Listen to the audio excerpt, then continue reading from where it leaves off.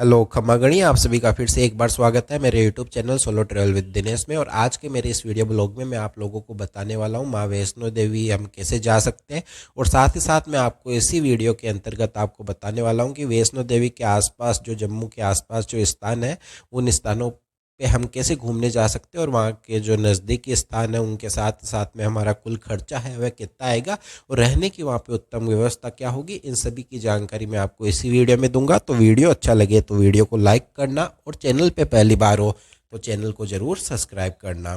तो ये तो हो गई यात्रा के बारे में। तो यात्रा शुरू करने के लिए आपको दिल्ली या पठानकोट रेलवे स्टेशन पहुंचना होगा। यहाँ पहुंचने के बाद में आप सबसे पहले जम्मू तवी या श्री माता वैष्णो देवी कटरा रेलवे स्टेशन की टिकट ले सकते हो। कटरा रेलवे स्टेशन का जो कोड है वह SVD के नाम से है, तो आप इस कोड के माध्यम से भी अपनी यात्रा टिकट बुक करवा सकते हो। यात्रा पहुंचने के बाद में आपको कटरा रेलवे स्टेशन पहुंचना ही होगा और वहां से आपको ई पास लेना होगा। ई पास वैष्णो देवी की यात्रा करने से पहले बनाया जाता है कि आप वैष्णो देवी जा रहे हो तो विजिटर की संख्या काउंट करने के लिए ई पास बनाया जाता है। ई पास बनाने के दो तरह के साधन हैं। सबसे जो पहला साधन है वह है वैष्णो देवी में आप कटरा बस स्टैंड या रेलवे स्टेशन से ई पास बनवा सकते हो। और जो दूसरा साधन है वह माता वैष्णो देवी की श्राइन बोर्ड की जो वेबसाइट है उसके माध्यम से भी आप ई पास बनवा सकते हो। और साथ ही साथ आप अदर सुविधा भी आप माँ श्राइन बोर्ड की जो वेबसाइट है उससे ले सकते हो। तो यात्रा शुरू करने से पहले आपके पास ई पास होना ही चाहिए। और जैसे ही आप यात्रा शुरू करते हो तो यात्रा शुरू करने के भी कुछ एक मार्ग है। जैसे मैं बात करता हूँ हेलीपैड के माध्यम से, आप हेलीकॉप्टर के द्वारा भी आप अपनी यात्रा शुरू कर सकते हो। जिसकी कॉस्ट की मैं बात करता हूँ तो ये जो कॉस्ट है वह 1742 रुपये रहेगी वन राउंड के, कि आप ऊपर जा सकते हो और 1742 रुपये में आप नीचे आ सकते हो। तो 3500 रुपये में आपकी हेलीकॉप्टर के द्वारा यात्रा हो सकती है। दूसरे साधन की मैं बात करूँ तो वह खच्चर व घोड़ों के द्वारा होती है। तो घोड़ों की जो कॉस्ट है वह भी 1800 से 2200 रुपये के मध्य रहती है।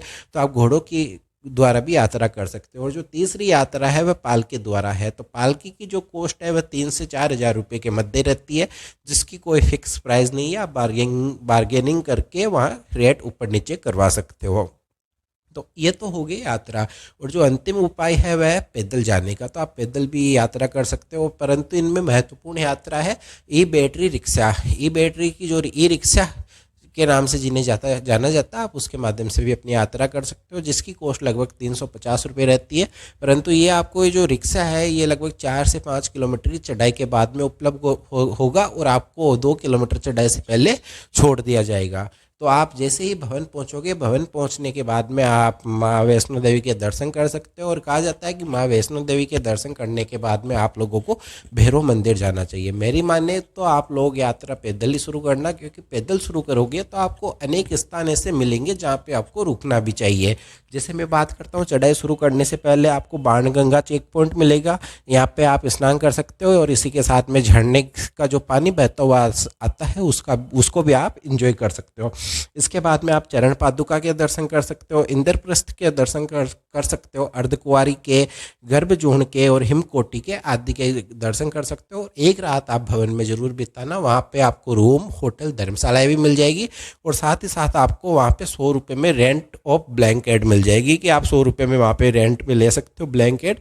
और जैसे ही आप ब्लैंकेट रिटर्न करोगे तो आपको 100 रुपये मिल जाएंगे।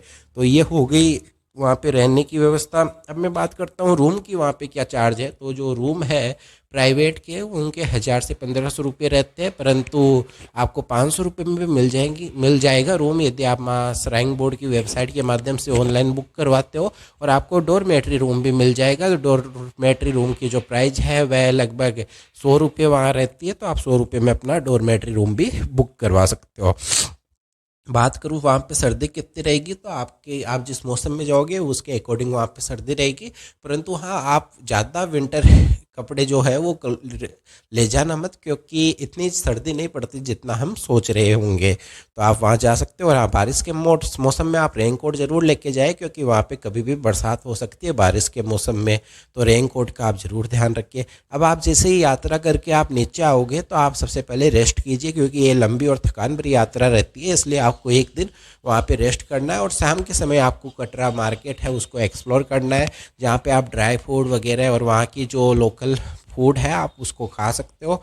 इसके बाद में आप वापस अपने रूम पे आ सकते हो। अगले दिन आपको शिवखोड़ी की ओर यात्रा करनी होगी। शिवखोड़ी जाने का जो साधन है वह कटरा रेलवे स्टेशन से तो आपको साधन नहीं मिलेगा, परंतु कटरा जो बस स्टॉप है वहाँ से आपको शिवखोड़ी की सीधी बस मिल जाएगी। तो मॉर्निंग के समय वो बसें चलती है और इवनिंग में वो बसें वापस आती है। तो आप मॉर्निंग में उन बसों के माध्यम से जा सकते हो। अब शिवखोड़ी की जो दूरी की बात है तो वह कटरा से जो दूरी है वो 77 किलोमीटर की है, और वही आप पर्सनल कैब के माध्यम से भी जा सकते हो, साथ ही साथ अब बस में जाओ। और मेरी मानो तो बस में जाना चाहिए, क्योंकि बस एक सेफ साधन है वहाँ पे कैब के कंपेयर में। तो एक तो वहाँ एक्सीडेंट कम होगा, बस के माध्यम से जाओगे, खर्चा कम लगेगा, तो आप बस के माध्यम से ही जाना चाहिए मेरी मानो तो। अब शिवखोड़ी के बारे में मैं कुछ बताना चाहता हूँ। शिवखोड़ी भगवान शिव का एक स्थान है और कहा जाता है कि वहाँ पे जाने से आपकी हर मनोकामनाएं पूर्ण होती है। ये 150 मीटर लंबी गुफा है और लगभग 55 फीट ऊंची यह है। बताया जाता है कि भगवान शिव ने इस गुफा का निर्माण किया था और ये सबसे पहले ब्राह्मण पंडितों को मिली थी। तो उसके बाद में यहाँ पे आम लोगों के लिए गुफा खोल दी गई और आप देख सकते हो आज वर्तमान समय में कुछ इस तरह की है। अब मैं बात करता हूँ, आप शिवखोड़ी से वापस कटरा आ जाइए और अपने डोरमेट्री रूम में या पर्सनल जो रूम आपने लिए उसके अंदर स्टे कीजिए।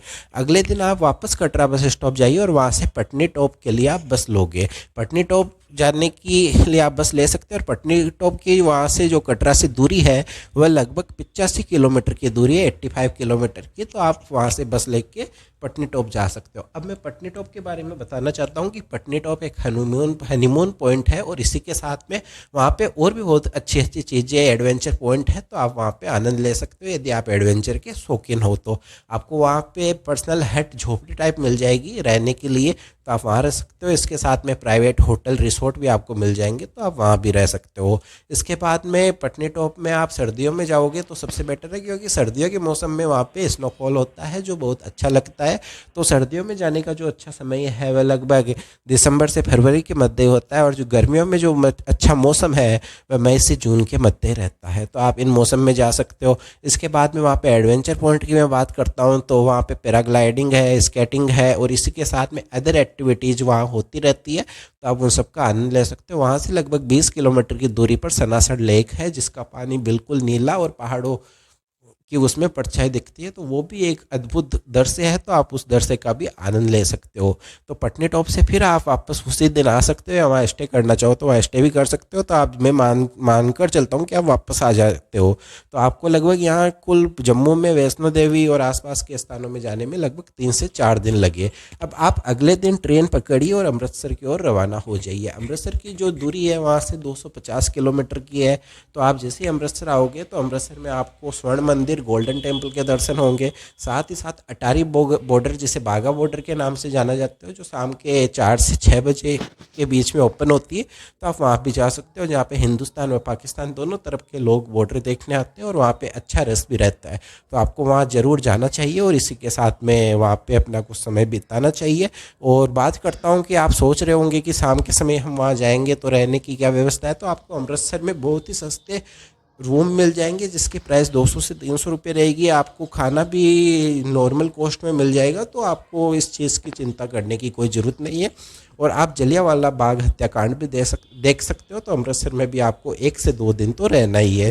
तो कुल आपके जो वैष्णो देवी के साथ में अमृतसर की जो यात्रा है इसमें 6 से 7 दिन लगेंगे। तो 6 से 7 दिन की आप यात्रा प्लान बनाइए। अब मैं खर्चे की बात करता हूँ, तो ये जो खर्चा है आपके लगभग 5 से 6 हज़ार रुपये मिनिमम रहेगा। और एक मैक्सिमम आप खर्चे की बात करते हो तो वो आपके ऊपर है कि आप किस तरह यात्रा करते हो आदि। तो मैं मांग के चलता हूँ कि आपके 5 से 6 हज़ार रुपये खर्च होंगे। पर डे के 1000 रुपये आप मांग कर चल सकते हो। और यात्रा आप हेलीकॉप्टर के साथ में भी कर सकते हो, टैक्सी के माध्यम से कर सकते हो, बस रेल हर तरह से आपको साधन मिल जाएंगे। तो यदि आप घूमना चाहते हो तो आप ज़रूर घूम सकते हो। और यदि आप लोगों को ये वीडियो अच्छा लगे तो वीडियो को लाइक करना, और चैनल पे पहली बार हो तो चैनल को ज़रूर सब्सक्राइब करना। और आने वाले वीडियो आपको इसी तरह से मिल जाएंगे। तो फिर से आप लोगों का एक बार बहुत बहुत धन्यवाद।